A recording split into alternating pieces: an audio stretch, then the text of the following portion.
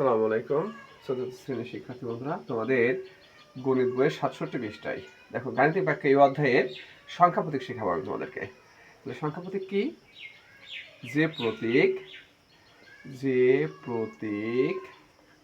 সংখ্যা লেখার কাজে ব্যবহার করা হয়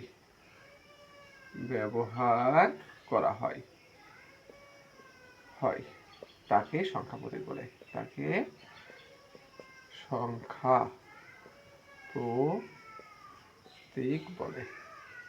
অর্থাৎ যে প্রতীক সংখ্যা লেখার কাজে ব্যবহার করা হয় তাকে সংখ্যা প্রতীক বলে। ঠিক আছে, এখন দেখো সংখ্যা প্রতীক কয়টি? 10টি। সংখ্যা প্রতীক হচ্ছে 10টি। কি কি? যেমন দেখো 0, 1, 2, 3, 4, 5, 6, 7, 8, 9, এই 10টা হচ্ছে সংখ্যা প্রতীক।